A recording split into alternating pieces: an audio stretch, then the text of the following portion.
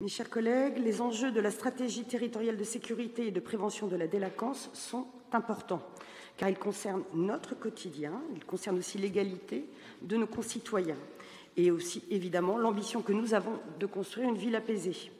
Les enjeux de sécurité font trop souvent l'objet de débats polémiques, malheureusement rarement constructifs et souvent instrumentalisés. Ils font beaucoup plus rarement l'objet d'un travail de fond qui permet de traiter chaque problème à sa racine. Force de ces constats, nous avons fait le choix, ici à Rennes, de considérer ce sujet avec toute l'importance qu'il mérite. Nous avons pour cela fait le choix d'un débat citoyen, d'un travail de co-construction de notre politique de sécurité et de médiation, à travers la démarche du Livre blanc.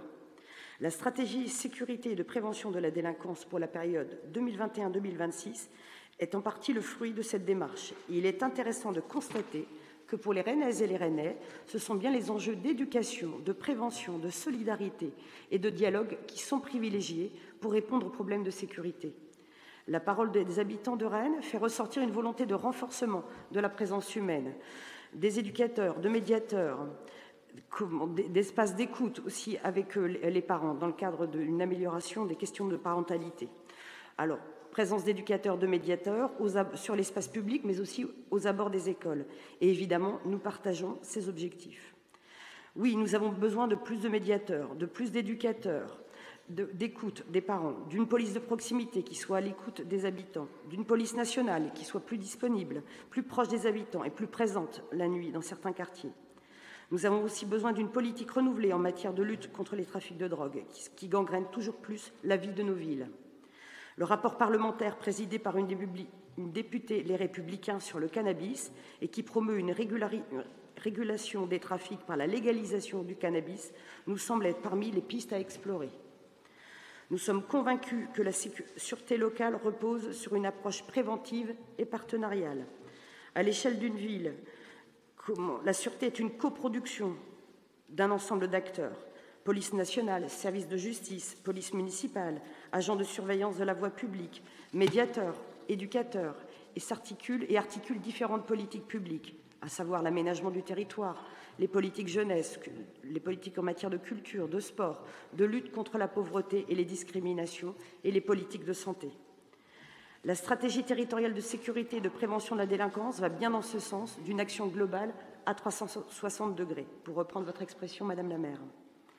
Pourtant, certaines mesures affichées dans cette stratégie, telles que l'utilisation des pistolets à impulsion électrique, la multiplication des missions effectuées en commun par les deux polices, l'extension des horaires de la police municipale la nuit et le développement de la vidéosurveillance nous posent question. Nous ne les partageons pas. Ces éléments n'apparaissent pas comme prioritaires dans les besoins remontés par les habitants lors de la consultation du Livre blanc. Les missions de la police municipale ne doivent pas se confondre avec celles de la police nationale, car la police municipale n'a pas les mêmes prérogatives ni les mêmes capacités d'intervention. Au cœur de ces missions, selon nous, c'est assurer la prévention et la tranquillité publique. Renforcer les missions de proximité de la police municipale, c'est recréer du dialogue et du lien avec les habitants et les habitantes, et participer ainsi à faire reculer l'insécurité. C'est par exemple permettre aux agents de consacrer du temps à la lutte contre les incivilités, à un meilleur partage de l'espace public, par exemple entre piétons, cyclistes et automobilistes, développer des actions en matière de prévention et de répression en matière de sécurité routière. Ce sont des thématiques que, en tant qu'adjointe aux mobilités et aux déplacements, je porte de manière attentive.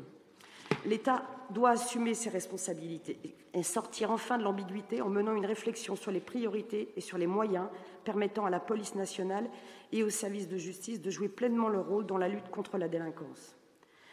Nous serons également attentifs à la mise en place d'actions qui contribueront à améliorer le rapport et le dialogue entre la police nationale et les habitants, axe de travail qui apparaît à plusieurs reprises dans le cadre de la stratégie territoriale. Enfin, le choix de la vidéosurveillance ne s'impose pas. Il contribue à répondre de manière partielle et totalement inefficace au sentiment d'insécurité. Il tend à déplacer la délinquance dans les zones limitrophes non équipées de caméras et ne contribue pas de manière significative à l'élucidation de délits. Il fait peser aussi les coûts sur notre collectivité et entame les libertés publiques. Le rapport que nous avions commandé à ce sujet au sein de la ville de Rennes il y a 3 ans était clair sur le sujet et pointait une grande inefficacité de la vidéosurveillance. Pour notre part, sur ce point, nous n'avons pas changé d'avis. Si nous partageons largement les orientations en matière de prévention, de médiation, de citoyenneté, d'éducation, les éléments que je viens de citer nous empêchent d'approuver pleinement ces stratégies. C'est pourquoi nous nous abstiendrons sur cette délibération. Je rajouterai, si vous me permettez, en tant qu'adjointe aux mobilités, aux déplacements et en charge du stationnement, une réponse à votre interpellation, Madame Gandon. La question du stationnement des agents de l'hôtel de police relève des relations de ces mêmes agents avec leur propre employeur et ne peuvent être renvoyés comme une obligation faite à la ville. La ville de Rennes ne peut suppléer la direction départementale de la sécurité publique pour accéder aux revendications d'agents en matière de conditions de travail.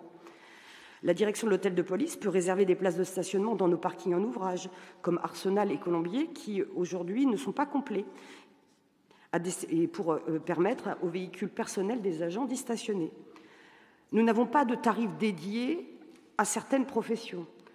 Dans ce cas, pourquoi aider davantage les agents de police que les personnels de l'hôpital ou les agents des services départementaux d'incendie et de secours qui peuvent être confrontés aux mêmes problématiques et dont les fonctions et les professions sont éminemment importantes en matière de santé et de sécurité publique. Par ailleurs, comme tout employeur, la direction départementale de la sécurité publique a la possibilité de mettre en place des plans de mobilité afin d'accompagner leurs agents à favoriser les modes alternatifs à la voiture. Le service de mobilité urbaine est à disposition pour aider tout employeur, toute entreprise, pour accompagner ces mobilités alternatives. Je rappelle enfin que nous venons d'étendre le parking relais de la Poterie de 450 places supplémentaires et qu'avec l'ouverture de la seconde ligne de métro, c'est 2000 places supplémentaires sur 3 parkings qui seront à disposition de toutes celles et ceux qui utiliseront le métro. Solution d'autant plus simple pour ces agents qui travaillent à proximité de la station Mabilé qui ouvrira avec la mise en circulation de la ligne de métro. Je vous remercie. Merci.